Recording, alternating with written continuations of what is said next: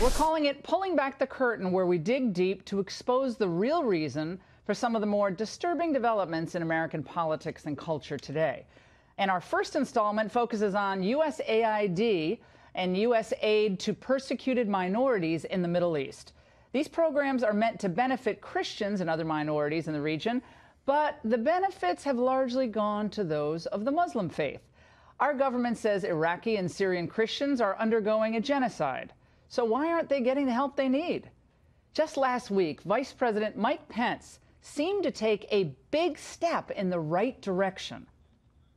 Our fellow Christians and all who are persecuted in the Middle East should not have to rely on multinational institutions when America can help them directly. And tonight, it is my privilege to announce that President Trump has ordered the State Department to stop funding ineffective relief efforts at the United Nations. And from this day forward, America will provide support directly to persecuted communities through USAID.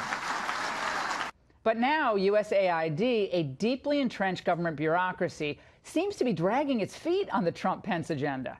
A spokesperson told Fox News that the next step is a workshop on proposals, and that it won't take place until January. By the way, that's well into the frigid winter months when these populations are most vulnerable.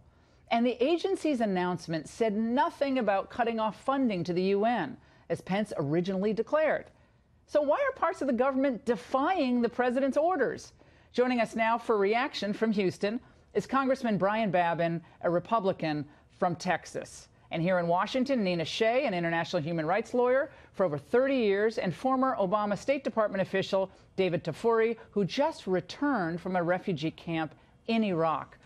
Congressman, let's start with you on this, because when I first heard about this, I thought, this can't be. I mean, you have Vice President Pence announcing that we are now going to be sending aid directly to the people who need it most. We're not going to go through this UN bureaucracy. And then what? Oh, this is the same thing. This is what we call the deep state. This is USAID.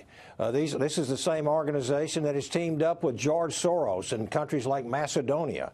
And when the vice president, speaking for the president as well, says that there's going to be a big change in USAID that will go directly to these persecuted minorities like Christians there, and then when the spokesman comes out for not only USAID but also State Department and basically pushes back against the administration, I got a real problem with that.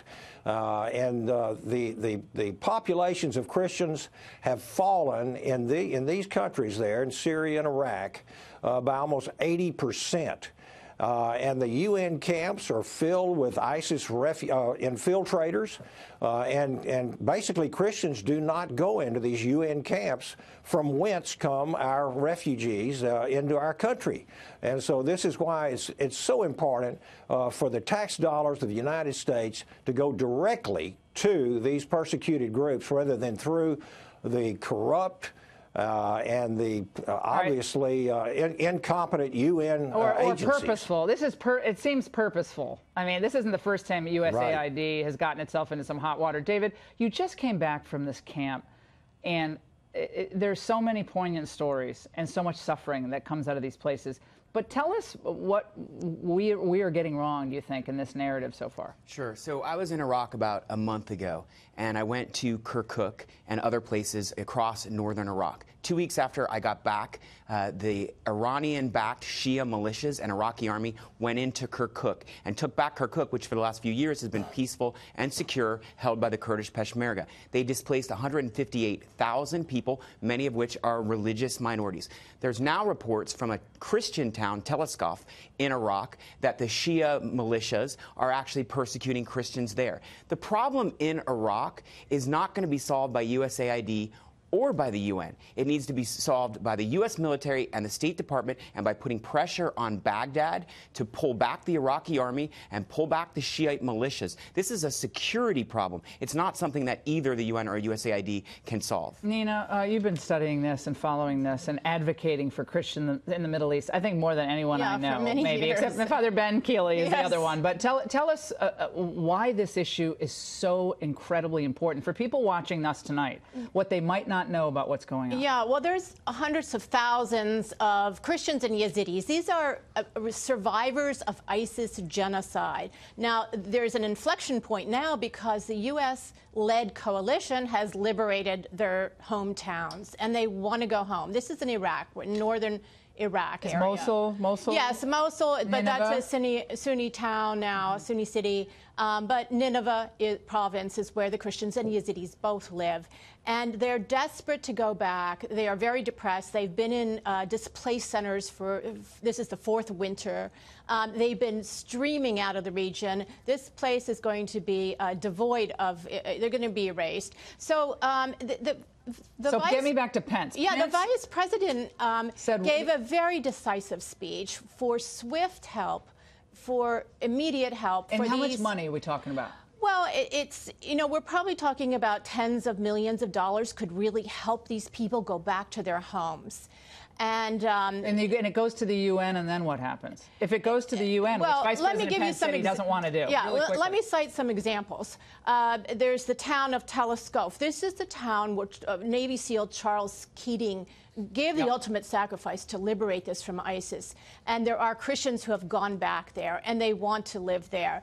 And the UN projects for them with US aid are fake. We have What do you mean they're fake? Photographs that have been taken. The outside wall of a girls' school has been painted nicely with the UNICEF stamp all over it. Inside, we have photographs of rubble. It's really unusable building. This is a fake project. This is a list and of there are many projects that are yes. There are many fake projects.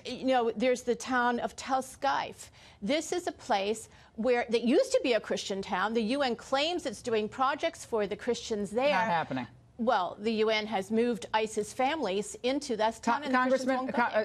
Congressman, what can you do? What will Congress do to ensure that U.S. taxpayer dollars are being used in the most effective way to help the most desperate people? We know Christians have been left out of the refugee game here in the United States for too long. Trump's balanced that out quite a bit this year.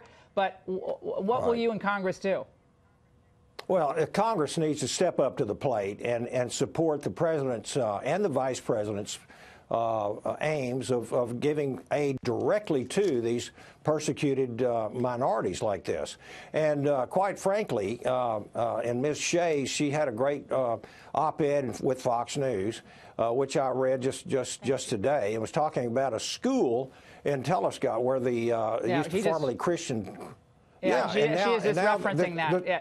But I want to get to this. I'm sorry to interrupt you, but Congress has got to get on this. And if the government is working against the wishes, David, of the administration, the bureaucrats inside the government, I saw it during the Reagan administration all those years ago when the State Department was working against Reagan. That is completely insubordinate.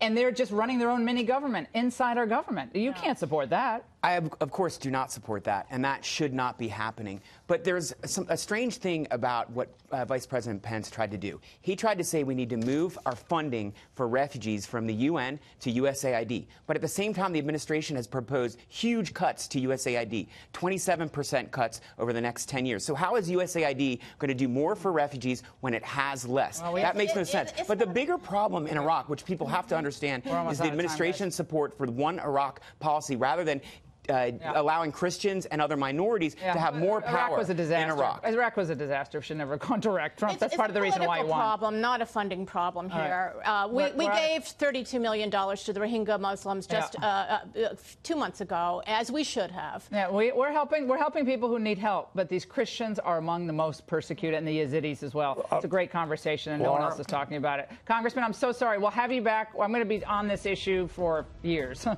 thank you so much.